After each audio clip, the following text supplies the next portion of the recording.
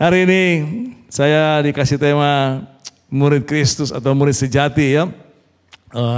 Bagaimana kehidupan seorang murid sejati dipertanggungjawabkan atau bisa dilihat, bisa dinikmati, bisa dirasakan oleh orang-orang di sekeliling kita. Ya, saudara, kita harus punya terus visi dan mimpi untuk kita mengalami perubahan menjadi sempurna seperti Kristus. Saudara ingin sempurna seperti Kristus? Halo? Karena itu adalah kehendak Tuhan. Saudara dan saya sudah ditentukan untuk menjadi serupa dengan gambarnya. Serupa dengan Kristus. Ya, jadi itu harus menjadi mimpi kita bersama, menjadi kerinduan kita bersama. Ya, sebagaimana visi misi yang Tuhan berikan buat gereja kita. Ini saudara perlu hafal. Selain firman Tuhan saya harap hafal, visi misi ini juga saudara perlu hafal. Ya, bagaimana kita semua adalah murid Kristus. Amin. Ya, murid Kristus melalui komunitas sejati. Lalu kita memancarkan gerakan kasih Bapa Surgawi. Untuk apa? Menghadirkan kerajaan Allah di setiap bidang kehidupan. Mulai dari rumah kita, komsel kita, gereja kita, bahkan juga ke dalam tempat-tempat kita bekerja dan kita berbisnis sehari-hari. Kita juga punya fokus saudaraku, ya, fokus Abelaf Kelapa Gading. Kalau saya bilang Kelapa Gading itu artinya KTC dan Cakung, ya. Karena kita ini terdaftar di Depak sebagai Abelaf Ministries Kelapa Gading. Ya, jadi saudara jangan terganggu loh, Kelapa Gading, kok kita nggak disebut enggak? Jadi kalau Kelapa Gading itu KTC dan Cakung, sepakat ya? Ya, supaya jangan kita ada merasa perbedaan, saudara, karena kita satu. Amin. Nah, satu hari Yesus sedang mengajar ya kepada murid-murid dan ada banyak juga orang-orang Yahudi yang mengikutinya dan kemudian mereka juga percaya kepada dia.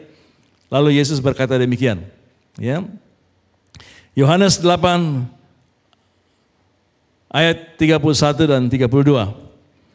Maka katanya kepada orang-orang Yahudi yang percaya kepadanya, saudara kita yang percaya kepadanya, dengar, jikalau kamu tetap dalam firman-Ku, kalau kamu tinggal dalam firman-Ku, kamu benar-benar adalah murid-Ku.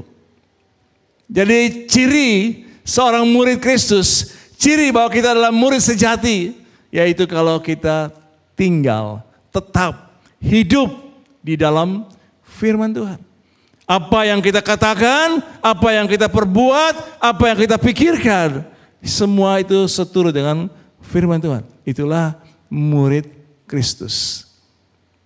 Ya. Ayat 32.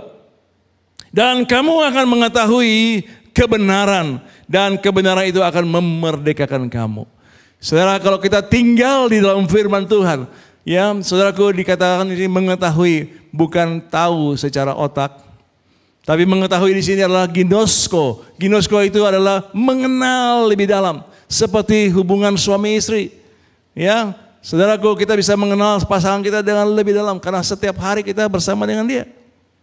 Demikian juga ketika kita tinggal dalam firman Tuhan, setiap hari kita merenungkan firman Tuhan 4M, maka kita akan mengenal firman Tuhan lebih dalam. Dan firman Tuhan yang kita kenal itu yang memerdekakan kita. Saya dulu sudah bertobat, tapi saya masih terikat dengan rokok. Karena saya pikir nggak ada ayatnya kan, dilarang merokok. Janganlah kamu merokok, nggak ada ayatnya. Ya, jadi satu hari saya dengan, ya itu ada Pak Edi Leo, ya ini di rumahnya Pak Sofyan, kita berdiskusi. Mereka cerita tentang kita adalah tubuh kita adalah bait Allah. Ya, bait Allah jangan menjadi ya pabrik, saudaraku, karena ada asapnya. Karena di bait Allah nggak ada asap, saudaraku. Ya, ya ada sih ya cahaya, tapi bukan asap rokok, saudaraku. Jadi saudaraku, tapi saya bilang mana ayatnya? Nah, saudaraku, tapi saya terus baca firman Tuhan setiap hari. Lalu setiap hari juga saya berdoa, minta Tuhan berikan saya kekuatan, kesehatan. Ya, saudara berdoa seperti itu tiap hari untuk tetap sehat dan kuat.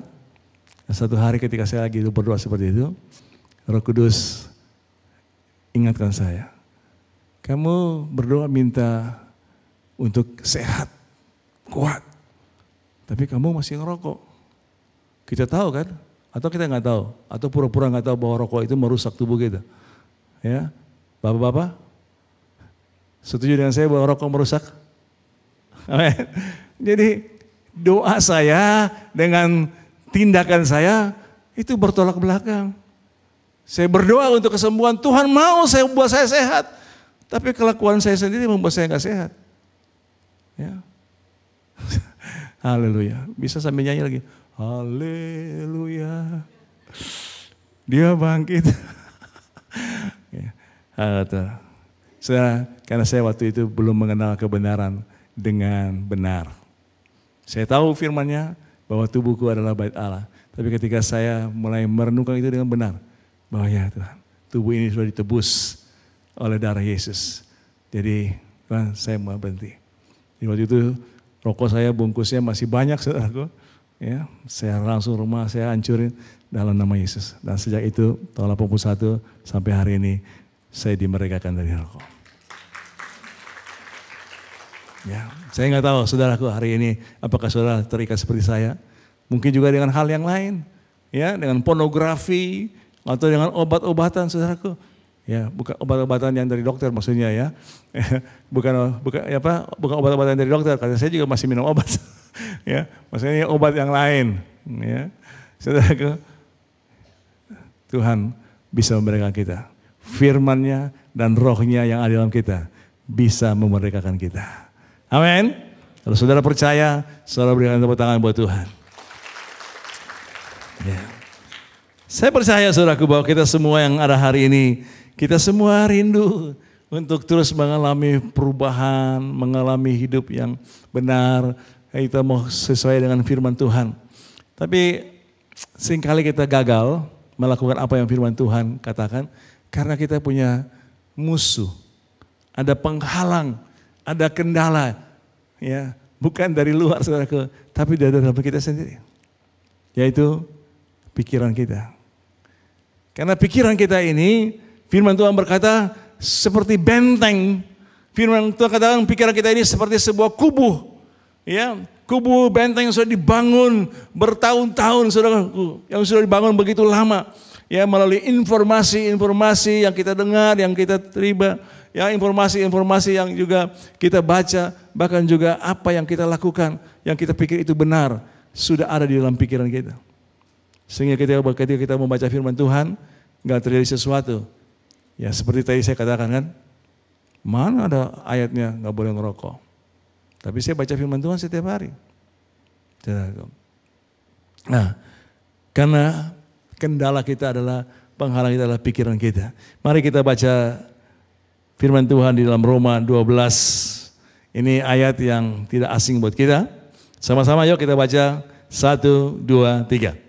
Janganlah kamu menjadi serupa dengan dunia ini, tetapi berubahlah oleh pembaharuan budimu, sehingga kamu dapat membedakan manakah kehendak Allah, apa yang baik, yang berkenan kepada Allah, dan yang sempurna. Jadi kendala kita, penghalang kita itu adalah pikiran kita sendiri. Ya. Jadi firman Allah berkata di sini, janganlah menjadi serupa dengan dunia ini, artinya jangan kita kompromi dengan nilai-nilai yang ada di dunia di luar sana. Salah satu contoh tentang pajak, saudara. Ya, hari ada saudara saya berkata kepada saya, ya ngobrol lah cerita tentang pajak. Ya, jadi saya bilang gimana? Ya, kakak punya pembukuannya baik, benar? Ya, teman saya bilang begini, ini temannya dia di gerejanya dia, saudaraku. Ya, teman yang sudah juga melayani pelayan di gerejanya, bilang, kamu kalau bikin pajak, bayar pajak, gak usah yang jujur, gak usah yang benar, bikin 2. Semua orang juga bikin kok. Kalau dia berkata, pemerintah tahu, Tuhan juga tahu. Tuhan, maksudnya Tuhan juga maklum, saudaraku. Tuhan yang mana tuh yang maklum dengan perbuatan melanggar, ya, saudaraku. Ya, itu contoh kecil ya. Karena saudaraku, ya, semua orang juga lakukan kok, nggak apa-apa. Sekali-sekali ini, setahun sekali ini. Saudaraku, di hadapan Tuhan, dosa kecil, dosa besar sama aja. Ya, dosa yang sekejap sama dosa yang sepanjang tahun, sama aja. Di hadapan Tuhan itu adalah kejahatan. Jadi dikatakan di sini, berubahlah. Ya, kalau saudara ingin mengenal kehendak Allah, dan saudara mau hidup sesuai dengan kehendak Allah, berubahlah. Saudara mau berubah? Saudara mau berubah? Berubahlah. Karena saudaraku, kita akan berubah kalau kita mau taati. Firman Tuhan berkata, berubahlah oleh pembaharuan budimu. Jadi kita berubah ketika kita mau mengalami pembaharuan pikiran kita. Kata pembaharuan pikiran di sini adalah renovasi. Renovasi bukan seperti kita mungkin membangun rumah baru ya, atau merenovasi rumah kita. Sudah ada fondasi yang lama lalu kita cuma membuat dinding yang baru. Tetapi kata pembaharuan, renovasi di sini adalah renovasi fondasinya pun juga dibongkar, dihancurkan, digantikan dengan fondasi yang baru. Demikian pikiran kita harus mengalami perubahan yang seperti itu. Ya, pikiran-pikiran yang duniawi, pikiran-pikiran yang egois, pikiran-pikiran yang hanya mementingkan diri sendiri dibongkar saudaraku dan diganti dengan firman Tuhan setiap hari. Ya, setiap hari ketika saudara baca firman Tuhan, saudara renungkan. Firman Tuhan itu yang terus akan membersihkan, ya, merombak apa yang ada dalam pikiran kita. Sehingga kita bisa mengenal, ya, kita bisa mengalami semua kehendak Tuhan. Baik, berkenan, dan sempurna. Ini bukan tingkatan ya. Kehendak Tuhan gak ada levelnya, gak ada tingkatan. Kehendak Tuhan cuma satu. Baik, berkenan, dan sempurna. Ulang bersama-sama saya. Kehendak Tuhan cuma satu. Baik, berkenan, dan sempurna. Ya. Jadi saudara, untuk kita boleh mengenal kebenaran ini lebih dalam lagi. Mengenal kehendak Tuhan dan hidup seperti yang Tuhan mau. Mari berubah. Pembaharuan pikiran itu mesti terus terjadi. Ya. Kita akan lihat saudaraku, apa yang dikatakan oleh Rasul Paulus kepada jemaat di Efesus. Ya, karena kita tidak hidup sendirian. Kita hidup di dalam komunitas-komunitas. Ya. Rumah kita, keluarga kita adalah komunitas kita. Ya, Komsel adalah juga komunitas kita. Gereja ini juga adalah komunitas kita. Ya, selain ada di luar sana di tempat pekerjaan, itu juga komunitas di mana kita berada. Ya, dan hanya orang-orang yang dekat dengan kita yang bisa menolong kita dan juga mengingatkan kita, bahkan membuktikan bahwa kita berubah. Ya, kalau saudara mau tanya saya berubah apa enggak, tanya istri saya. Kalau istri saya, ya, tanya anak-anak saya. Kalau anak-anak saya, tanya, saya nggak punya pembantu sih ya, nggak punya asisten rumah tangga. Asisten rumah tangga saya setia, 33 tahun bersama saya. Asisten rumah tangga saya bisa marahin saya lagi. Ya, intermezzo. Ya, tapi saudara, Paulus mengingatkan kepada jemaat Efesus untuk kita semua bersama pada hari ini juga. Mari kita akan lihat Efesus 4 ayat 20 mulai ayat 20. Tetapi kamu bukan demikian. Ini ayat sebelumnya Paulus sedang ceritakan tentang manusia lama atau orang duniawi yang hidupnya, hatinya, pikirannya itu kotor, penuh dengan kecemaran, penuh dengan kenajisan, penuh dengan segala yang jahat. Tetapi kamu bukan demikian. Kamu telah belajar mengenal Kristus.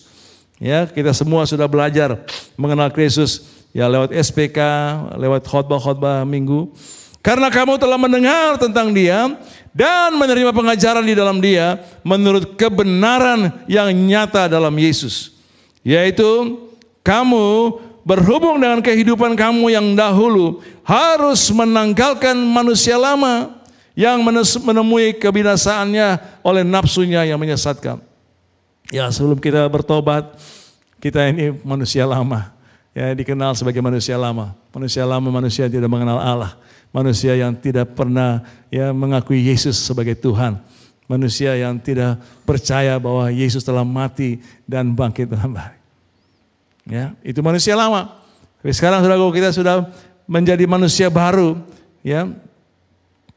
Ayat yang ke-23, supaya kamu dibaharui di dalam roh dan pikiranmu, dan mengenakan manusia baru yang telah diciptakan menurut kehendak Allah di dalam kebenaran dan kekudusan yang sesungguhnya. Kita sudah menjadi manusia baru.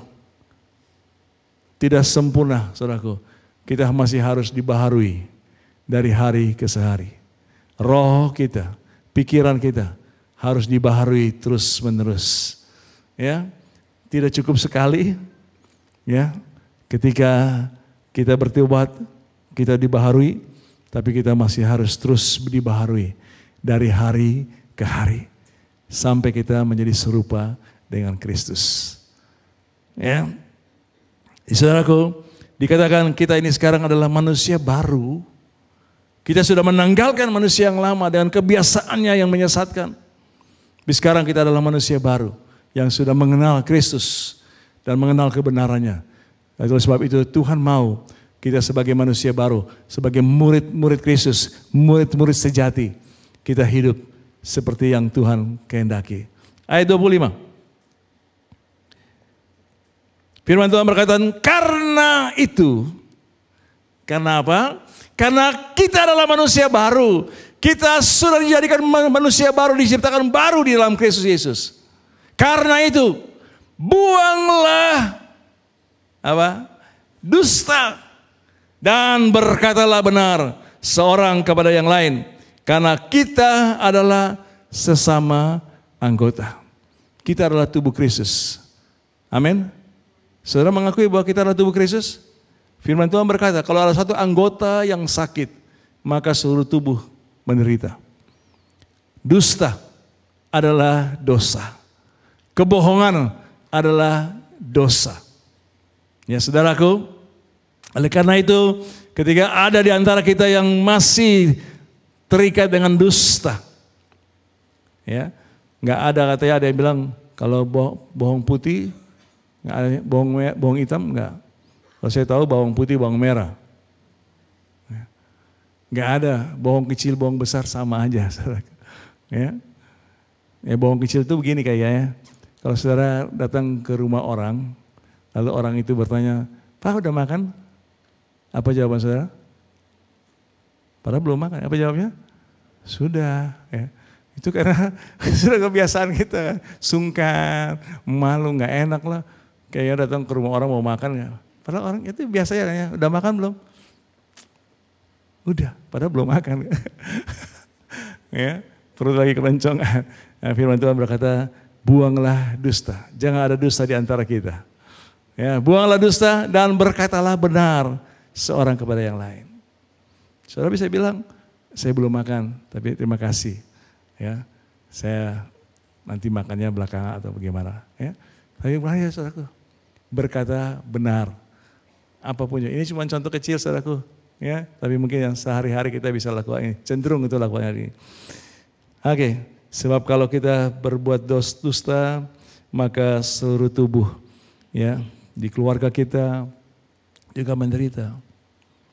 Saya punya ada kenalan lah, ngobrol-ngobrol tentang uang. Ya, dia ceritalah, saya kalau dapat gaji atau ada komisi, saya nggak kasih semua sama istri saya. Saya simpan sebagian. Nanti saya kasih istri saya, kalau istri saya, terus gimana istri mulanya? Ya dia katanya, udah semua. Saya bilang udah. Loh kenapa kamu bisa begitu? Dia bilang iya, kalau uang dikasih semua ke dia, keluarnya susah. Ya. Karena benar kan, suami itu benar. Suami itu semua uang adalah milik istri. Jadi saudaraku, dia setiap bulan terima gaji, dia pasti ada sisihkan sebagian buat dia. Ya. Dulu ada teman kita juga staff, udah almarhum tapi ya. Dia punya celana itu ada kantong dalamnya. Jadi setiap kali habis dapat persembahan dari gereja, dia kasih sebagian sama istrinya, sebagian lagi dia simpan di kantong. Ya. Sebenarnya itu gimana kalau istri nggak tahu? Ya dia nggak tahu lah. Nanti kalau misalnya cuci celana gimana? Ya kalau mau cuci celana saya ambil dulu dong, simpan di tempat lain. Nanti ganti celana masukin lagi. Aduh. Ya. Bapak-bapak jangan ada yang kayak gitu ya. Kalau ada bertobat lah. Ya, harus berkata yang benar. Ya, jangan ada dusta di antara kita dengan pasangan kita. Terus ya kita lihat ayat yang ke-26.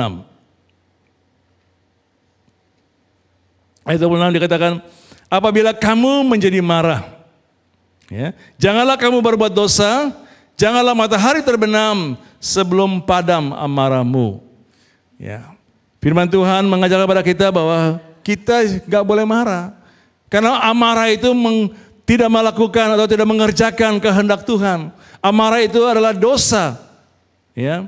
Tapi firman Tuhan di sini ada, saudaraku, ya, ada pengecualiannya begini. Apabila kamu menjadi marah, maksudnya begini, saudara sudah bersabar. Saudara sudah coba tahan hati saudara, sabar, gak mau marah, tahan, gak mau marah, gak marah, gak marah, gak marah. Tapi orang itu terus melakukan sesuatu yang salah, yang gak enak, saudara. Ya, suatu ketika kan meledak juga ya, muncul juga kemarahan itu. Nah Paulus berkata, firman Tuhan berkata, kalau apabila kamu menjadi marah, jangan kamu berbuat dosa. Artinya, saudaraku, jangan sampai matahari terbenam, amarah itu belum selesai. Artinya saudaraku, jangan marah berlarut-larut. Ya, saya tipe orang yang kalau ada konflik, saya selesaikan hari itu dengan istri saya. Karena saya nggak bisa tidur kalau ada konflik sama istri saya. Beda sama istri saya. Dia bisa tenang aja, tidur aja. Ya, dia cuek. Bahkan kalau mau diam-diaman berhari-hari dia bisa, saudaraku. Sayanya yang nggak bisa. Jadi kalau kata kami konflik, selesaikan hari itu. Dia udah tidur, saya bangunin. Jam 12 malam pun saya bangun. Bangun. Ya, kita selesaiin. Sebab saya lihat dia tidur, saya nggak bisa tidur. Makin kesel. Karena istri saya ini pelor, saudaraku, nempel, molor ya. Jangan boleh kena empuk-empuk. Jadi dia bisa tidur enak aja, saya nggak bisa. Jadi saya bangunin, selesaiin. Saudara, kita harus selesaikan amarah kita seketika. Ya, sesegera mungkin, saudaraku. Kalau didiamin besok, dia lakukan lagi sesuatu yang nggak enak, nambah kan. Besoknya begitu lagi, nambah lagi. Lama-lama jadi pahit, jadi benci, ya jadi wah macam-macam, saudara. Jadi apabila kamu sampai menjadi marah, janganlah amarahmu itu belum selesai ketika matahari. Artinya jangan berlarut-larut, jangan berkepanjangan. Amin. Ya, saudaraku. Dan janganlah beri kesempatan kepada iblis. Ya, ada ayat yang lain katakan bahwa karena kenapa kita jangan berikan kesempatan kepada iblis? Karena kita tahu tujuan iblis cuma satu, menjatuhkan kita, membuat kita berdosa dan akhirnya kita bisa binasa kalau kita gak bertobat. Jadi jangan berikan kesempatan kepada iblis. Jadi amarahmu itu jangan berkepanjangan. Kalau berkepanjangan itu jadi kesempatan buat iblis menjatuhkan saudara. Ya. Jadi ketika saudara marah, ya, segeralah diselesaikan. Ayat 28. Ya, ini buat orang-orang tertentu. Orang yang mencuri, janganlah ia mencuri lagi. Tetapi baiklah ia bekerja keras dan melakukan pekerjaan yang baik dengan tangannya sendiri. Supaya ia dapat membagikan sesuatu kepada orang yang berkekurangan. Ya, mencuri di sini juga di dalamnya termasuk korupsi. Ya, korupsi itu kan mencuri uang yang bukan milik kita, betul? Ya, mencuri itu adalah mengambil sesuatu yang bukan milik kita. itu mencuri. Jadi korupsi juga itu mencuri. Ya, kalau saudara dipercayakan mungkin di kantor, di bagian pembelanjaan, nah ini mungkin dapat diskon, ya diskon itu mestinya milik siapa? Milik kantor, ya bukan milik kita. Ya, jadi dikatakan janganlah kita mencuri, tapi kita mau bekerja keras dengan tangan kita sendiri supaya kita bisa memberi buat orang yang lain. Ayat 29. Janganlah ada perkataan kotor keluar dari mulutmu, tetapi pakailah perkataan yang baik untuk membangun di mana perlu, supaya mereka yang mendengarnya beroleh kasih karunia. Ya, saudara, ya, saya punya pengalaman ini dengan istri saya.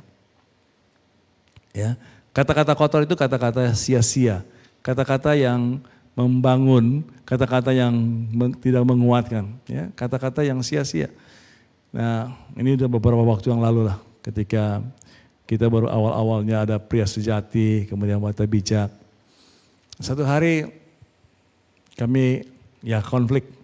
Lalu saya ngomong sama istri saya, kamu udah di wanita bijak, melayani wanita bijak, kamu sudah ya bahkan jadi juga perintis di wanita bijak, ngomong kayak gitu. Saya tahu istri saya bilang begini, maaf, saya sudah salah berkata-kata. Begitu kira-kira? Dia langsung bilang, kamu juga udah di pria sejati, udah jadi pembicara pria sejati, kamu di Billman Renaissance, tapi masih melakukan seperti itu.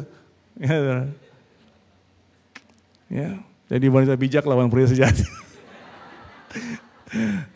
Satu hari di camp WB ya, biasa di sesi terakhir, pria atau suaminya diajak, lalu bersaksi, suaminya bersaksi.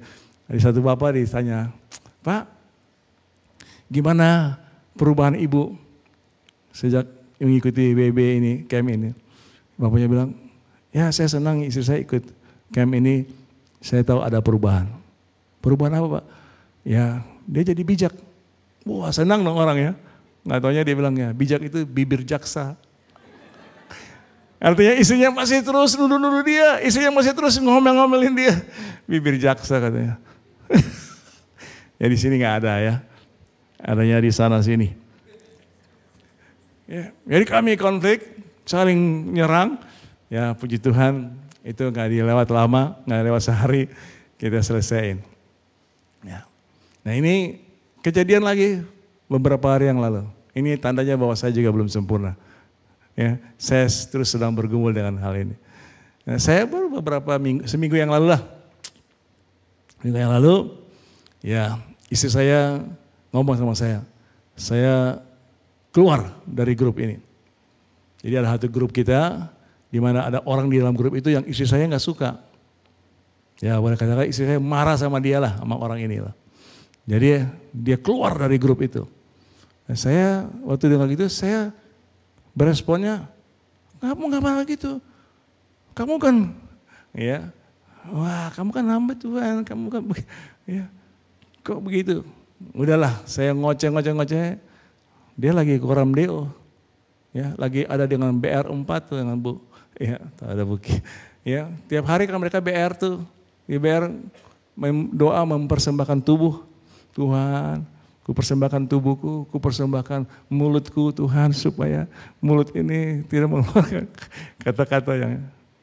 Jadi saya bilang, ngapain kamu koram dia? Tanya masih gitu. Marah dia saudara. Ya, dia langsung, udah saya keluar dari grup BR. Saya bilang jangan. Ya, gitu. Lalu saya selesai itu saya duduk di meja makan. Roh Kudus bicara sama saya. Kamu egois. Ya ternyata ego saya belum mati sepenuhnya. Ya, saya nangis, saya bilang gitu. Karena saya juga tiap hari berdoa, Tuhan, ku persembahkan tubuhku kepadamu. Ya, mulutku supaya nggak keluar kata-kata yang negatif, kata-kata yang melemahkan. Supaya mulut ini keluar kata-kata yang mendatangkan kasih karunia kan. Firman Tuhan katakan. Dan itu mesti dimulai dari rumah kita. Ya, istri kita, anak-anak kita yang bisa merasakan, yang melihatnya. Ya. Kalau di Komsel kan ketemunya cuma seminggu sekali. Ya, di gereja seminggu sekali. Ya. Jadi saudaraku, di rumah itulah orang-orang rumah kita bisa mengakui bahwa kita berubah. Ya. Yang perubahan itu sebuah proses. Enggak otomatis, ya, enggak sekejap, tapi sebuah proses. Tapi mesti ada kemauan dari kita untuk tidak mengeluarkan kata-kata yang kotor, kata-kata yang sia-sia. Amin. Halo. Ya, boleh bilang sama pasangan di sebelahnya kalau ayo hari ini kita stop keluarkan kata-kata yang kotor. Ya, kata-kata yang tidak membangun, kata-kata yang tidak menguatkan, kata-kata yang tidak memberikan penghiburan. Ya. Ya. Saudaraku, nah di dalam hal ini, saya tambahin saudaraku, di dalam hal ini beberapa waktu yang lalu ada seorang hamba Tuhan dari Amerika namanya Craig Hill. Nanti bulan Oktober atau November dia akan datang lagi di industri. Kalau saudara punya waktu untuk bisa ikut, bagus sekali dia bercerita, dia mengajar tentang bagaimana kita dalam keluarga, dalam pernikahan kita. Nah, jadi bagaimana saudaraku untuk kita bisa mengalami pemulihan di dalam keluarga kita, ya mulai dengan pasangan kita, nanti juga dengan anak-anak kita. Dia menyampaikan hal yang simpel, caranya ya simple untuk menyelesaikan ya konflik-konflik di dalam keluarga kita. Jadi disebutnya gini, 2 pertanyaan, 1 aksi. Jadi saya misalnya bertanya sama istri saya, ini pertanyaan yang pertama, yang ada enggak perkataan saya atau perbuatan saya yang melukai kamu? Kalau dia jawab enggak ada, udah selesai. Tapi kalau dia jawab, banyak. Ya, saya mesti bertanya yang kedua. Tolong dong, ceritain ke saya yang mana gitu ya. Ya kan banyak saudaraku, jadi yang mana aja sih. Mungkin intonasi saya, mungkin kata-kata yang negatif, ya atau perbuatan saya yang dia nggak suka. Tolong ceritain. Kalau dia ceritain, A, B, C, D, E, F, Z. Udah. Aksi apa yang saya mesti lakukan? Saya minta maaf sama dia, lalu kemudian minta didoakan. Dan kita bisa saling mendoakan, kita bisa saling mengampuni. Seperti Kristus mengampuni kita. Dan itu sudah dipraktekkan oleh banyak ya teman-teman pasangan-pasangannya. Oh, Pak Awe sudah praktek juga. Ya, ini kelompoknya Pak Yongki luar biasa ya. Jadi saudaraku, dengan anak-anak juga demikian. Kita jangan pikir anak-anak kita baik-baik aja sama kita. Ya, karena saat ini mungkin mereka masih ya di sekolahin sama kita, ya dikasih makan sama kita, jadi dia ya oke-oke aja dah. Tapi coba tanya sama anak saudara, ada nggak sih perkataan papa atau perbuatan papa yang melukai kamu? Dan kalau dia bilang ada, ceritakan apa? Saudara, papa minta maaf. Ya, aku semua ini bisa diselesaikan dengan Tuhan. Amin. Iya. Ayat yang ke-30. Dan janganlah kamu mendukakan Roh Kudus Allah yang telah memeteraikan kamu menjelang hari penyelamatan. Nah, ini yang seringkali kita tidak menyadari. Roh Kudus ada di dalam kita. Tapi ketika kita marah, ketika kita mengucapkan kata-kata yang negatif, ya bahkan sampai mungkin kita menyimpan kepahitan, itu tanpa kita sadari mungkin saudara, kita sedang mendukakan Roh Kudus. Roh Kudus nggak pergi dari kita. Roh Kudus tetap tinggal di dalam kita. Tapi dia berduka karena perkataan-perkataan negatif, karena dusta, karena saudaraku perbuatan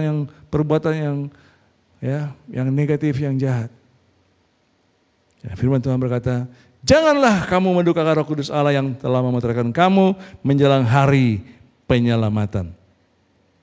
Ayat 31.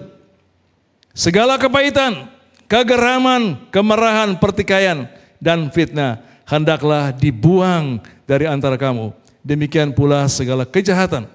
Ya, saudara, kalau hari ini Roh Kudus tegur saudara, ingatkan saudara, ada kepahitan kah? Ada kegeraman? Ada pertikaian kah? Ya, ada fitnah yang saudara lakukan dari keluarga, di komsel, dan juga mungkin dengan sesama pelayan Tuhan. Saudaraku, firman Allah berkata, buanglah semua itu. Juga segala kejahatan. Segala kejahatan. Kejahatan di sini adalah, saudaraku, niat untuk membalas. Ya, kejahatan di sini adalah niat untuk melakukan ya balasan buat orang yang melukai kita, orang yang berbuat salah kepada kita. Ya, firman Tuhan berkata, buanglah semua itu. Karena kita adalah manusia baru. Amin. Kita adalah murid Kristus, murid yang taat kepada Tuhan dan mengikuti Dia sebagaimana Dia inginkan. Ayat yang terakhir, ya. Ayat 32. Tetapi hendaklah kamu ramah seorang terhadap yang lain, penuh kasih mesra dan saling mengampuni, sebagaimana Allah di dalam Kristus telah mengampuni kamu. Ya, kita harus ramah, ya, ramah seorang kepada yang lain. Suami ramah dengan istri, istri ramah dengan suami, ya. Suami jangan ramah sama istri hanya karena ada modus, ya. Ramah dengan anak-anak, anak-anak juga ramah dengan orang tua. Kita juga ramah dengan sesama kita di komsel, di gereja lokal. Bahkan kita bisa praktekkan ini juga dengan orang-orang yang ada di luar kita. Ya. Ramah, penuh kasih mesra, dan saling mengampuni. Sebagaimana Allah di dalam Kristus telah mengampuni kamu. Ya. Saudaraku, saya tutup dengan Yohanes tentang perintah baru. Ya. Mari bersama-sama kita baca Yohanes 13 ayat 34 sampai dengan 35. 1, 2, 3. Aku memberikan perintah baru kepada kamu, yaitu supaya kamu saling mengasihi sama seperti aku telah mengasihi kamu. Demikian pula kamu harus saling mengasihi. Dengan demikian, semua orang akan tahu bahwa kamu adalah murid-muridku, yaitu jikalau kamu saling mengasihi. Perintah Tuhan, perintah baru ini saudaraku, untuk kita saling mengasihi sama seperti Kristus telah mengasihi kita. Ya, Dia mengasihi kita sampai Dia menyerahkan saudaraku nyawanya. Tuhan gak minta kita mati untuk pasangan kita. Tuhan gak minta mati untuk anak-anak kita. Tuhan gak minta kita mati untuk teman-teman di komsel kita. Tapi yang Tuhan mau supaya saudaraku kita mengizinkan Roh Kudus mengalirkan kasih yang ada di dalam kita itu dengan seperti yang Yesus mengasihi kita. Ya, saudaraku, kita sebagai murid sejati, murid Kristus tidak diukur. Ya, orang tidak mengukur kita sebagai murid Kristus dan murid sejati dari kekayaan kita atau jabatan kita, ya, atau saudaraku pangkat kita atau juga status sosial kita. Tapi orang bisa mengakui bahwa kita adalah murid Kristus karena kita saling mengasihi. Ya, amin.